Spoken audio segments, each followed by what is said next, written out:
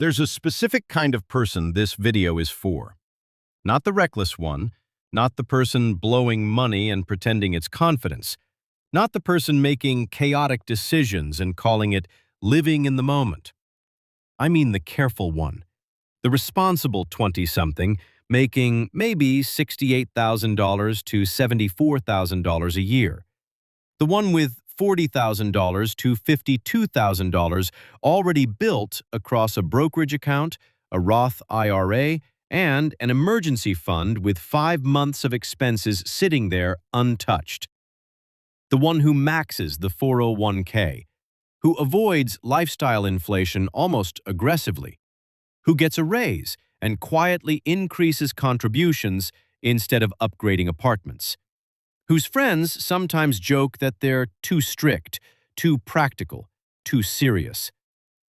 And by every normal standard, this person is winning.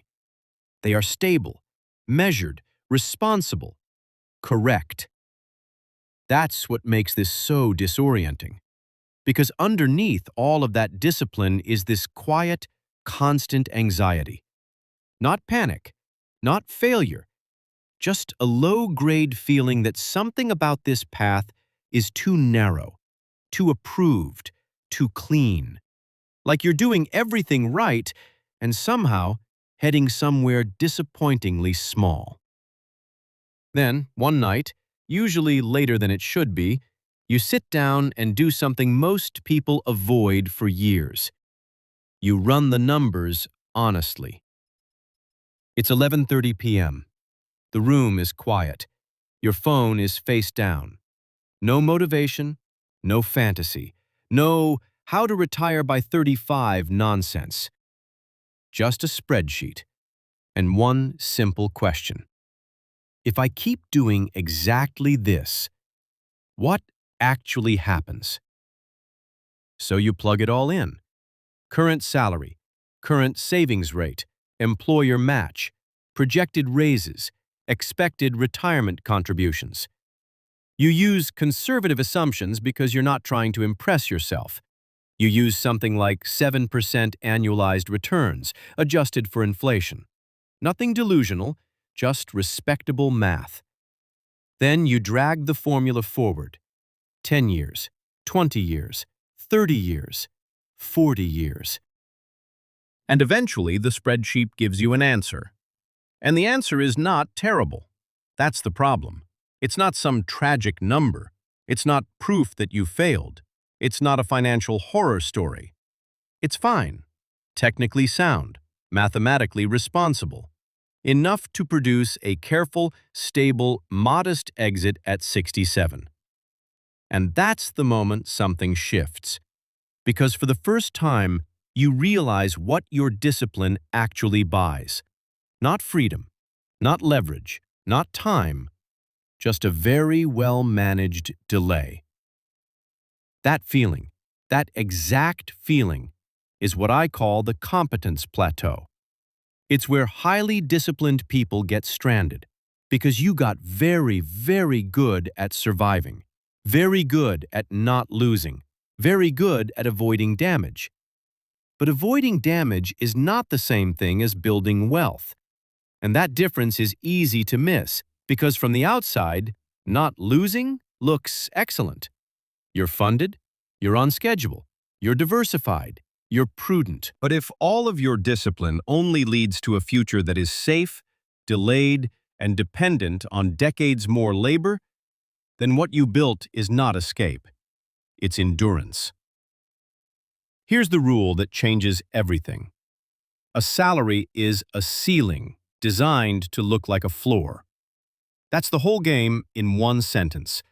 A salary feels safe because it repeats. It feels foundational because adult life is built around it. Your rent depends on it. Your benefits depend on it.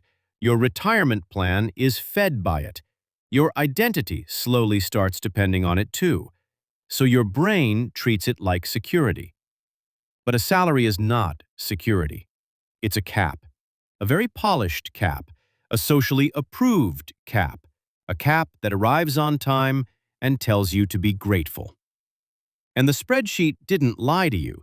It just revealed, with zero emotion, the exact math of the path you were told to trust. Work hard, get promoted, save consistently, invest automatically, wait patiently. And if you do all of that well enough, what do you get? A life that is stable enough to survive and delayed enough to never quite feel like yours. That's the invisible ceiling. Once you see it, you cannot unsee it. You can still go to work the next morning. You can still keep buying index funds. You can still smile when someone says, "Honestly, you're doing better than most people your age." But something is broken now, because you know that ahead is not the same as free. And the discomfort that follows is incredibly specific. It's not, "I need more money." It's, "I cannot spend the next 40 years being good at a game that never actually releases me."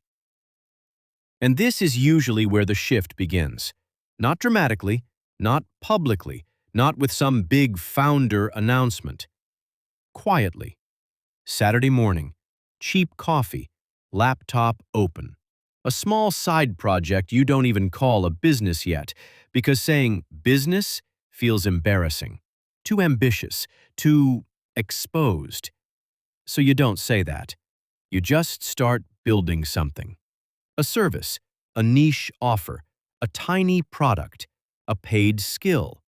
A simple mechanism that can produce money outside your employer's permission structure. At first, it makes $400 a month. That amount is almost insulting. It's too small to change your life, too small to validate the effort, too small to brag about. So you don't brag. You just keep going. Then it becomes $900, then $1,700. And what matters here is not just the amount, it's what the amount proves. For the first time in your life, money is arriving from something other than your salary. That changes you. Because the first dollar that comes from a mechanism you built hits differently than $1,000 from payroll. Why? Because it breaks the story. The old story said money comes from jobs, promotions, and time spent. The new evidence says money can come from systems, assets, and structures. That is the real beginning of wealth, not higher income, mechanisms. Now comes the part that almost nobody around you understands. You do not celebrate. You do not upgrade your life because the side project started working. You do not reward yourself with a nicer apartment. You do not suddenly start acting like your financial life has changed. You keep eating the same lunches. You keep your costs low. You keep saying no, even to things that look socially reasonable, even to the expensive bachelor party in Austin, even to the last-minute flights, even to group plans that everyone else treats like normal adulthood. And this is where your discipline becomes useful in a completely different way. Before, your discipline was protecting you. Now, your discipline is feeding a machine. Every extra dollar goes back into the offer, back into the product, back into the software, back into the ad test, back into the editor, back into the person who can help you buy back time, back into the mechanism. For 14 to 15 months, you do this quietly. No lifestyle inflation, no victory lap, no visible transformation.